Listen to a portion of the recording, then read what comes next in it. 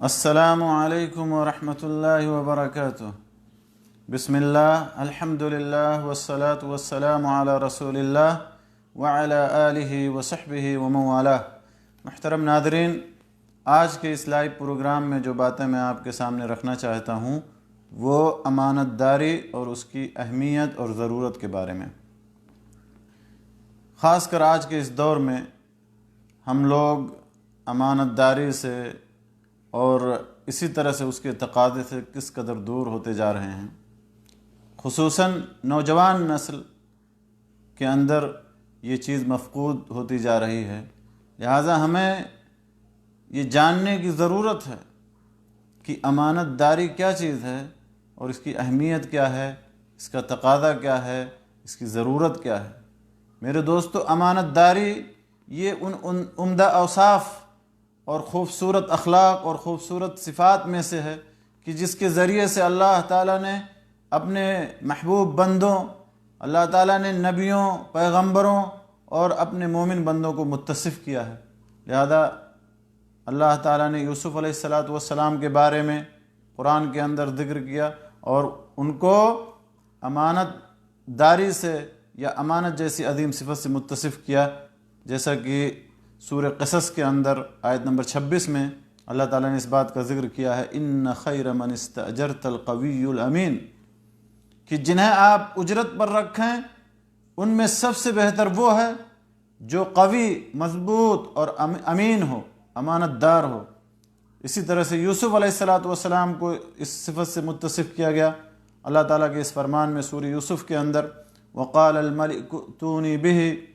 استخلصہ لنفسی فلما کلمہ قال انک اليوم لدینا مکین امین، کہ بادشاہ نے کہا کہ میرے پاس اس کو لے کر کے آؤ، میں اسے اپنے خاص کاموں کے لیے مقرر کروں گا۔ اور جب اس نے آپ سے بات کی تو کہا انک اليوم لدینا مکین امین،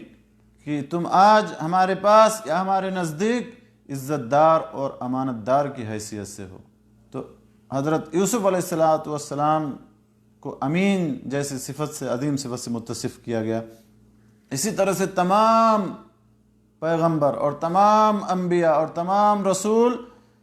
امانت دار تھے، اور انہوں نے اپنی قوم کو دعوت دیتے ہوئے، اپنی قوم کو توحید کی دعوت پیش کرتے ہوئے، اللہ کی طرف بلاتے ہوئے یہ کہا کہ ہم امانت دار رسول ہیں اور تمہارے اوپر حجت قائم کرنے کے لیے آئے ہیں، جیسا کہ اللہ تعالیٰ نے سورہ شورى کے اندر ہی اس بات کا ذکر کیا ہے، انی لکم رسول امین، کہ میں تمہارے لیے امانت دار رسول ہوں، فاتقوا اللہ واطیعون، لہذا تم اللہ سے ڈرو اور میری اطاعت کرو۔ اور رسول اللہ صلی اللہ علیہ وسلم سے بڑھ کر کے کون امانت دار ہو سکتا ہے؟ رسول اللہ صلی اللہ علیہ وسلم سے بڑھ کر کے کون سچا ہو سکتا ہے؟ آپ صلی اللہ علیہ وسلم صدق و امانت کے پیکر تھے، یہاں تک کہ بعثت اور نبوت سے پہلے اور بعثت اور نبوت کے بعد بھی اپنی قوم کے درمیان کفار و مشرکین، حتیٰ کہ کفار و مشرکین اور اپنے دشمنوں کے درمیان آپ امین اور صادق کے لقب سے جانے جاتے تھے، امین اور صادق کے جیسی صفات سے آپ کو پکارا جاتا تھا، اور لوگ مکہ والے اپنی امانتیں رسول اللہ صلی اللہ علیہ وسلم کے پاس رکھا کرتے تھے، نبوت اور رسالت سے پہلے بھی اور نبوت اور رسالت کے بعد بھی کفار و مشرکین مکہ کے اپنی امانتیں رسول اللہ صلی اللہ علیہ وسلم کے پاس رکھتے تھے، کیونکہ وہ جانتے تھے کہ آپ سے بڑھ کر کے اس وقت کوئی امین نہیں، آپ سے بڑھ کر کے کوئی سچا نہیں۔ اور نبی صلی اللہ علیہ وسلم کی امانت پر اور نبی صلی اللہ علیہ وسلم کی سچائی پر، نبی صلی اللہ علیہ وسلم کی امانت پر امانت داری پر قربان جائیے کہ جب دشمنان رسول اور کفار و مشرکین آپ کے قتل کے در پہ تھے، آپ کو قتل کرنا چاہتے تھے، اور آپ نے ہجرت کا ارادہ کر لیا اللہ کے حکم سے، اس وقت بھی آپ نے ان کی امانتیں واپس کرنے کے لیے حضرت علی رضی اللہ تعالیٰ عنہ کو وکیل بنائے۔ اس نازک اور حساس موقع پر بھی آپ نے ان کی امانتوں میں خیانت نہیں کیا، ان کی امانتوں کو ضائع نہیں کیا، بلکہ حضرت علی رضی اللہ تعالیٰ عنہ کے سپرد ان کی امانتوں کو حضرت علی رضی اللہ تعالیٰ عنہ کے سپرد کیا، ان کے ذمہ داری میں دیا، تاکہ وہ ساری امانتیں کفار اور مشرکین یا جن کی بھی امانتیں مکہ کی ہیں ان تک پہنچا کر کے آئیں۔ تو نبی صلی اللہ علیہ وسلم سے بڑھ کر کے صادق اور امین کون ہو سکتا ہے؟ اور رسول اللہ صلی اللہ علیہ وسلم کی زندگی ہمارے لیے اسوہ اور نمونہ، ہمارے لیے آئیڈیل ہے، لہذا ہمیں اس صفت کو اپنی زندگی میں اپنانا چاہیے۔ اگر ہم رسول صلی اللہ علیہ وسلم سے محبت کا دعویٰ کرتے ہیں، اگر ہم حقیقت میں رسول اللہ صلی اللہ علیہ وسلم سے محبت میں سچے ہیں، تو ہمیں ہر صفت کو اور ہر اخلاق نبی صلی اللہ علیہ وسلم کی سیرت اور کردار کو اور ہر اخلاق کو اپنی زندگی میں ہمیں نافذ کرنا چاہیے۔ اور جبریل علیہ السلام یہ وحی کے امین تھے، جیسا کہ اللہ تعالیٰ نے ان کو سورہ شورى کے اندر ہی اس صفت سے متصف کیا ہے، وَإِنَّهُ لَتَنزِيلُ رَبِّ الْعَالَمِينَ، یہ قرآن رب العالمین کی جانب سے نازل کردہ ہے، نزل بہ الروح الامین، جسے روح امین لے کر آئے ہیں، علی قلبک، آپ کی دل پر، لتکون من المنذرین، تاکہ آپ ڈرانے والوں میں سے ہو جائیں۔ اور صحیح بخاری اور صحیح مسلم کے اندر عبداللہ ابن عباس رضی اللہ تعالیٰ عنہ کی حدیث ہے، حضرت عبداللہ ابن عباس رضی اللہ تعالیٰ عنہ کی حدیث میں ہے کہ انہیں ابو سفیان نے بتایا، کیا بتایا، یا انہیں ابو سفیان نے خبر دی کہ ہرقل نے ان سے جو سوال کیا تھا نبی صلی اللہ علیہ وسلم کے بارے میں، ان سوالات کے اندر ایک اہم سوال یہ بھی تھا کہ ماذا یأمرکم، کہ وہ نبی تمہیں کس بات کی حکم دیتا ہے، کس بات کا حکم دیتا ہے، کس چیز کا حکم دیتا ہے۔ تو پھر حضرت ابو سفیان رضی اللہ تعالیٰ عنہ نے بتایا تھا، ہرقل کو بتایا تھا کہ انہو امرکم بالصلاۃ، کہ وہ نماز کا حکم دیتے ہیں، سچائی کا، عفت اور پاک دامنی کا، عہد کی پاسداری کا، اور امانت کے ادا کرنے کا۔ تو اس نے کہا تھا، ہرقل نے کہا تھا کہ یہ تو نبی کی صفات میں سے، یہ تو نبی کی صفت ہے۔ تو میرے دوستو، انبیاء اور پیغمبروں کی صفات میں سے ایک اہم صفت امانت داری، امانت ہے، اور اس صفت کو ہمیں بھی اپنانے کی ضرورت ہے۔ اسی طرح سے کامیاب ہونے والے مومنوں کی صفات میں سے ایک اہم صفت ہے کہ وہ اپنے امانت کی پاسداری کرتے ہیں، جیسا کہ اللہ تعالیٰ نے سورہ مومنون کے اندر اس بات کا ذکر کیا ہے، قد افلح المومنون، کہ مومن کامیاب ہو گئے۔ پھر اللہ تعالیٰ نے ان کی بہت ساری صفات کا ذکر کیا ہے، الذین هم فی صلاتهم خاشعون والذین هم عن اللغو معرضون، اور آخر میں اس صفت کا بھی ذکر کیا ہے، والذین هم لاماناتهم وعہدهم راعون، کہ جو اپنے امانت کی اور اپنے قول و قرار کا پاس اور لحاظ رکھتے ہیں۔ امانت داری جن کے اندر ہے، جن کے اندر اپنے عہد و پیمان کا پاس اور لحاظ ہے،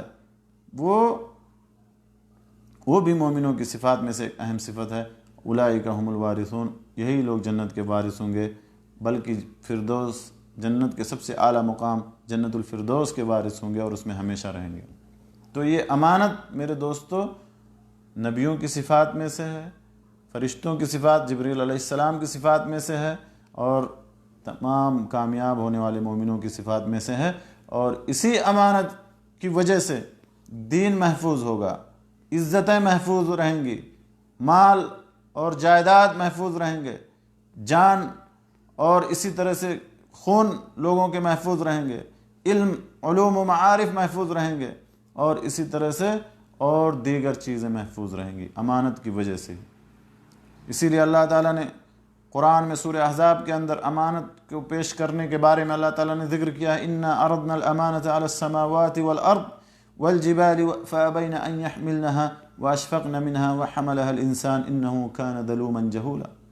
کہ ہم نے امانت کو آسمانوں پر، زمین پر اور پہاڑوں پر پیش کیا، لیکن سب نے اسے اٹھانے سے انکار کر دیا اور سب اس سے ڈر گئے، لیکن انسان نے اس کو اٹھا لیا کیونکہ وہ ظالم اور جاہل ہے۔ بعض مفسرین نے اس آیت مبارکہ کی تفسیر میں لکھا ہے کہ اس سے مراد یہ ہے کہ اللہ تعالیٰ نے اپنی اطاعت کو اور اپنے فرائض کو آسمانوں پر اور زمین پر اور پہاڑوں پر پیش کیا کہ اگر یہ اس امانت کو اچھے سے اٹھائیں گی، یا اس امانت کو یہ مخلوقات اگر اس امانت کو اچھے سے اٹھائیں گی تو انہیں ثواب دیا جائے گا، بدلہ دیا جائے گا، اور اگر ضائع کر دیں گے تو ان کو عقاب یا ان کو اس کا انجام برا ہوگا۔ لیکن ان تمام مخلوقات نے، آسمان، زمین اور پہاڑ، سب نے انکار کر دیا خوف کی وجہ سے، ڈر کر کے، لیکن اسے انسان نے اور آدم نے اٹھا لیا، ابن آدم نے اس کو اٹھا لیا۔ اس آیت مبارکہ کی تفسیر میں حافظ ابن جریر طبری رحمۃ اللہ علیہ لکھتے ہیں، حافظ ابن جریر رحمۃ اللہ علیہ بیان کرتے ہیں کہ تمام اقوال میں سب سے بہتر قول یہ ہے، یا سب سے بہتر قول ان لوگوں کا ہے جنہوں نے کہا ہے کہ اس جگہ یا اس آیت مبارکہ کے اندر امانت سے مراد تمام طرح کی امانت، تمام طرح کی امانت مراد ہے، چاہے وہ دین کے اندر امانت ہو، چاہے وہ لوگوں کی امانت ہو، کیونکہ اللہ تعالیٰ نے اردنا الامانت، یعنی اپنے قول اردنا الامانت میں کسی خاص امانت کو یا کسی پارٹیکولر امانت کو اللہ تعالیٰ نے خاص نہیں کیا ہے بلکہ عام کہا ہے۔ اسی لیے امام قرطبی رحمۃ اللہ علیہ نے بھی اس آیت مبارکہ کی تفسیر میں لکھا ہے کہ امانت دین کے تمام اعمال کو شامل ہے، تمام اعمال و وظائف کو شامل ہے، اور اسے جمہور کا قول قرار دیا ہے۔ بعض مفسرین کے نزدیک امانت سے اس آیت مبارکہ کے اندر مراد یہ ہے کل ما افترض اللہ علی العباد فہو امانہ، جو بھی اللہ تعالیٰ نے اپنے بندوں پر فرض کیا ہے وہ امانت ہے، چاہے وہ نماز ہو، چاہے وہ زکوٰۃ ہو، چاہے وہ روزہ ہو، چاہے وہ دین کی ادائیگی ہو۔ اور ان میں سب سے جس چیز کی سب سے زیادہ تاکید آئی ہے وہ ہے ودیت، یعنی امانت، جو مشہور ہے لوگوں کے درمیان کہ کوئی آدمی کسی کے پاس روپیہ پیسہ امانت رکھ دے یا کوئی چیز امانت رکھ دے، اور ان میں بھی سب سے اہم جو ہے راز کی حفاظت ہے، یعنی کوئی اگر آپ کو راز کی بات بتائے تو اس کی حفاظت۔ اور سب سے پہلی چیز دین سے انسان اپنے دین سے سب سے پہلی جس چیز کو انسان کھوئے گا، جس کو انسان ضائع کرے گا، وہ امانت ہے، جیسا کہ اللہ کے رسول صلی اللہ علیہ وسلم نے فرمایا ہے۔ معجم طبرانی کی روایت ہے، شداد ابن اوس رضی اللہ تعالیٰ عنہ سے مروی ہے کہ رسول اللہ صلی اللہ علیہ وسلم نے فرمایا ان اول ما تفقدون من دینکم الامانہ، کہ سب سے پہلی چیز جسے تم گم پاؤ گے اپنے دین سے وہ امانت ہے۔ اور اسی طرح سے اللہ کے نبی صلی اللہ علیہ وسلم نے یہ بھی بتایا کہ امانت کا فقدان یہ قیامت کی نشانیوں میں سے ہے، جیسا کہ صحیح بخاری کی حدیث میں ہے۔ اس کے راوی حضرت ابو ہریرہ رضی اللہ تعالیٰ عنہ ہیں کہ ایک آدمی نے نبی صلی اللہ علیہ وسلم سے قیامت کے بارے میں پوچھا تو آپ نے فرمایا اذا ضیعت الامانہ فانتظر الساعہ، جب امانت ضائع کی جائے تو تم قیامت کا انتظار کرو۔ اس نے کہا کیف اضاعتها، امانت کے ضائع کرنے سے کیا مراد ہے، یا کیسے امانت کے ضائع کرنا ہوگا؟ تو آپ نے فرمایا اذا اسد الامر الى غیر اہلہ فانتظر الساعہ، کہ جب معاملے کو نااہل لوگوں کے سپرد کیا جائے تو تم قیامت کا انتظار کرو، چاہے وہ ملک کا معاملہ ہو، حکومت کا معاملہ ہو، اسی طرح سے تنظیم کا معاملہ ہو، ادارے کا معاملہ ہو، یا کسی جماعت کا معاملہ ہو، اگر وہ نااہلوں کے سپرد کیا جائے تو پھر تم قیامت کا انتظار کرو۔ اور اسی طرح سے اللہ کے نبی صلی اللہ علیہ وسلم نے یہ بھی فرمایا ہے کہ امانت کو ضائع کرنا یا امانت میں خیانت کرنا یہ نفاق کی نشانیوں میں سے ہے، منافق کی نشانیوں میں سے ہے، منافق کی علامات میں سے ہے، جیسے کہ صحیح بخاری اور صحیح مسلم کی حدیث میں حضرت ابو ہریرہ رضی اللہ تعالیٰ عنہ فرماتے ہیں کہ رسول اللہ صلی اللہ علیہ وسلم نے ارشاد فرمایا آیت المنافق ثلاث، منافق کی نشانی 3 ہے، اذا حدث کذب، جب بات کرے تو جھوٹ بولے، واذا وعد اخلف، جب وعدہ کرے تو اس کی خلاف ورزی کرے، واذا اؤتمن خان، اور جب اس کے پاس امانت رکھی جائے تو اس میں خیانت کرے۔ قرآن پاک کی آیات میں غور کرنے سے یہ پتہ چلتا ہے کہ امانت جو ہے 3 معنوں میں استعمال ہوا ہے قرآن کے اندر۔ سب سے پہلا معنی ہے اس سورہ انفال کے اندر اللہ تعالیٰ فرماتا ہے یا ایھا الذین آمنوا لا تخونوا اللہ والرسول وتخونوا اماناتکم وانتم تعلمون، کہ اے ایمان والو تم اللہ اور اس کے رسول کے حقوق میں خیانت نہ کرو، اور جانتے اور بوجھتے ہوئے بھی، اور اپنی امانتوں میں بھی خیانت نہ کرو۔ تو مفسرین نے لکھا ہے کہ یہاں پر امانت سے مراد فرائض ہیں، اللہ کے احکام اور فرائض ہیں۔ اسی طرح سے دوسرا معنی جیسا کہ سورہ نساء کی اس آیت میں اللہ تعالیٰ فرماتا ان اللہ یأمرکم ان تؤدوا الامانات الی اہلہا، کہ اللہ تعالیٰ تمہیں حکم دیتا ہے کہ تم امانت کو ان کے جو امانت کے مالک ہیں ان تک پہنچاؤ، یا جو امانت والے ہیں ان تک پہنچاؤ یا ان تک ادا کرو۔ تو یہاں پر امانت سے مراد ودیعت ہے، یعنی مال، دولت، روپیہ، پیسہ، سامان، کوئی آدمی ساز و سامان کسی کے پاس امانت کے طور پہ رکھتا ہے تو اس کو بغیر خیانت کیے ہوئے صاحب اس کے مالک تک یا اس کے حقدار تک پہنچانا، یہ مراد ہے۔ تو یہ دوسرا معنی ہے امانت کا۔ پہلی آیت کے اندر میں نے آپ کو بتایا کہ فرائض اور احکام، دین کے احکام و فرائض مراد ہے، اور دوسری اس آیت سورہ نساء کی اس آیت کے اندر ودیعت اور امانت مراد ہے، یعنی سامان، ساز و سامان کسی کے پاس امانت رکھنا، روپیہ پیسہ امانت رکھنا، یہ مراد ہے۔ اور تیسرا معنی جو ہے امانت کا، اس اللہ تعالیٰ فرماتا ہے سورہ قصص کے اندر قالت احداہما یا ابت استأجرہ ان خیر من استأجرت القوی الامین، موسیٰ علیہ السلام کے بارے میں امانت کا جو ذکر آیا ہے کہ ان دونوں میں سے ایک نے کہا کہ اے میرے والد صاحب، ان کو آپ مزدوری کے طور پر رکھ لیں، کیونکہ جن کو آپ مزدوری کے طور پر رکھیں گے ان میں سب سے بہتر وہ ہے جو مضبوط اور امانت دار ہو۔ تو یہاں پر امین اور امانت دار سے مراد ہے عفت اور صیانت مراد ہے، پاک دامنی مراد ہے۔ اسی طرح سے احادیث کے اندر بھی امانت کے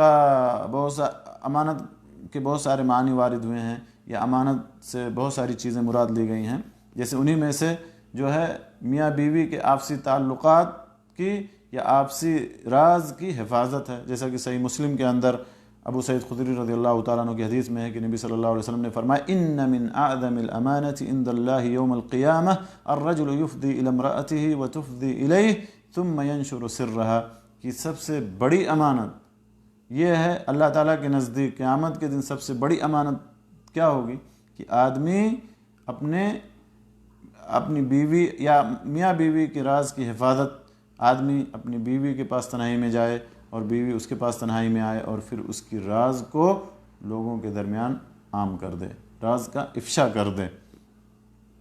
جیسا کہ آج کل بہت سارے لوگ اس کو مزے لے کر کے بیان کرتے ہیں، جبکہ یہ بہت ہی خطرناک چیز ہے، اور امانت کے اندر خیانت ہے، بہت بڑی امانت ہے جس کے اندر خیانت ہے۔ لہذا آدمی کو چاہیے کہ میاں بیوی کے تعلقات کو راز کے طور پہ رکھے اور اس کو لوگوں کے سامنے نہ بیان کرے۔ اسی طرح سے امانت کا ایک مفہوم احادیث کے اندر جو بیان ہوا ہے وہ یہ ہے کہ حاکم وقت کا یا بادشاہ کا اپنی رعایا کے ساتھ عدل و انصاف کرنا، جیسا کہ صحیح